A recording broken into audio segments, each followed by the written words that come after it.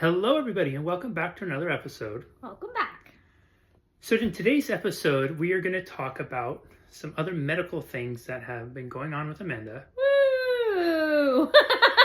And one of them has been hopefully resolved with some really great news. In April, I think it was. March or April, something around there. Amanda is finally on the other side of doing the chemo and treatment. So it's time for her to start tending to the other pieces of her garden that she has not tended to because everything has been focused on the brain. Among those are some of the Oh my gosh, you can say it. delicately female exams. Boobs. And also a pelvic MRI. Some of the delicate female exams. On both of those exams, they found something. On the pelvic one, Amanda had been having some symptoms, which were either very, very heavy periods, which is very irregular for me, or my periods have been non-existent. It can be related to chemotherapy, so I really didn't think much about it, but then my general doctor ordered a pelvic ultrasound while I was doing my breast ultrasound because as of right now, I'm not supposed to do a lot of x-rays. So ultrasounds were going to be the way I'd figure out this information. And then on the breast examination, they noticed some sort of new...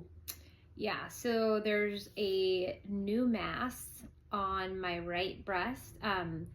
I have what's called very dense breasts, and every single time I do a mammogram, I always need follow-up imaging, and then I get told it's not a big deal. This was the first time that I got the imaging, and they said, we don't know exactly what this is. This is quite large, so we want you to see a breast surgeon at UCLA. Of which I have that appointment the end of June. So with both instances, the initial report said, or leaned towards, it is likely... Benign. Yeah, likely they are not cancer. One of the benefits of glioblastoma is it is very unlikely to ever spread or metastasize to other parts of the body. I think it's something like 2%. Yeah, it's a very rare percentage that does. And your neuro-oncologist had said from day one they're pretty confident it is not. It's localized to there. But given Amanda's recent history, they have wanted to be extremely cautious and make sure that these things are properly examined. So that has kind of been on the back of our minds for the last couple months. It's just another, well, what now? Yay. Amanda had her MRI for the pelvic MRI last week or the week before. Last week. And then she will be seeing the breast specialist near the end of this month. This is June at the time of this recording, June of 2025. We will, of course, update you all what the results of that are by whenever we find them out. But the good news is that the pelvic MRI came back and they had thought, or there was some discussion that you had endometriosis. Yes. And they had said, what did they say the findings were for this? They said that I do have an endometrioma. Surgery seemed pretty inevitable. And then at my MRI, I get told that the cyst had ruptured. And so, hallelujah, that means like essentially my body took care of it. The likelihood of it coming back, I really don't know. But I am just going to be on a short watch, which is every 6 months until there's something else. I'll just have to do an ultrasound, see what that looks like, and if they think I need to go and do another pelvic MRI, that's the next course of action. And you had told me when they called to give you results that they don't see it that often where the body actually heals itself with this. Yeah. we took that.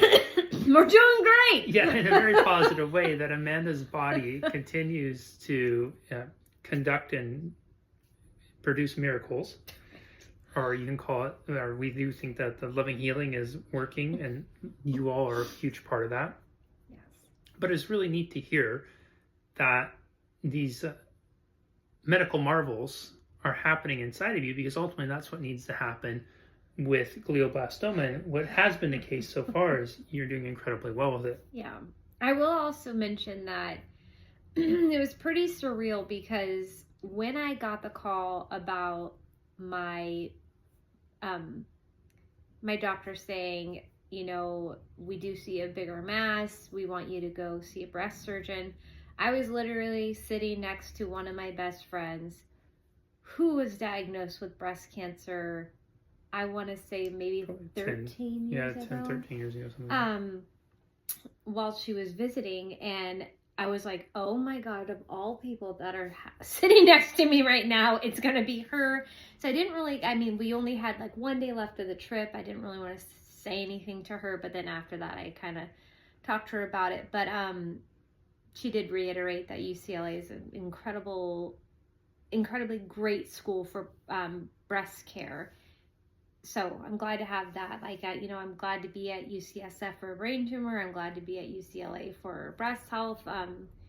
Again, great capable hands, but I'm just like, can a girl have a break? Like, just a little break? Like, God. Hopefully it's nothing, but we want to be honest, open, transparent, and I don't know. Oh, and also I go to Cedars-Sinai to see my cardiologist. Well, Amanda, now you're just bragging. Mm-hmm. And you're doing that because of why? Well, you have a genetic... Oh, I have what's called LP(a). A lot of people in my family have had strokes. My dad, most of my mom's family. And so there is a genetic predisposition to have strokes. I have that genetic marker.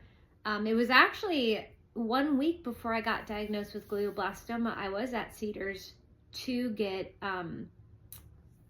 care there, just because of my, I wouldn't call it a condition, it's just a genetic marker, and I just have to do like a... Cedars has a really great women's cardiovascular program, right? And they are finding that genetic marker that you have is one of the more likely potential contributory factors to a stroke. Mm-hmm. And so you enrolled in this women's program to just not only get great care, but to help monitor it and hopefully contribute to research, right?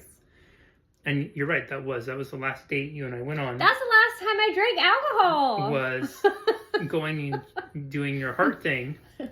It's probably why there was something wrong, because I was drinking. And I felt like I was talking to you on that trip about how we need to make some improvements in your health, because I'm really worried about if you don't clean up your nutrition program, something's going to happen. Well, and it did. Then I was forced to clean up my nutrition program. Yes. Damn it! Thankfully, you are still honoring those things, and you're doing incredibly well. There's nothing to report yet on the breast health, but that has been something that's been in the back of our minds, both those things, on top of everything else, on top of just the MRIs for her brain, on top of getting through the 1 year. It has had its stressful moments, as with anything else. Amanda did not want to talk about that until later on, until we got through the 1 year, and also until there's a little bit more information on it. So we will update you at the end of June, beginning of July, once she finds out about that. But for now, we are celebrating that the pelvic one came back great. Her body is being miraculous and repairing itself. And I think that's pretty much it for this one, right? Yep. If you have any questions about any of this, or questions about anything else, it's been a while since we've offered questions. As always, please ask. We're happy to help, and we're happy to answer questions, or just questions maybe if you have questions about how we navigate stress or how we navigate this whole thing. We want to be really transparent and helpful. As always, we love and appreciate you so much. You all, it can never be stated enough how much your constant love, support, prayers, well wishes, good energy you're sending our way has impacted. And I really do think it's made it more easy for us to navigate, especially through some of the more stressful points, knowing that all of you are in our corner and rooting on Amanda and her perfect health. Sorry. Yes. Well, I mean, Amanda, your health continues to improve. it's great. This is great. So, anyways, we will see you all next time. Take care, everybody. Bye-bye.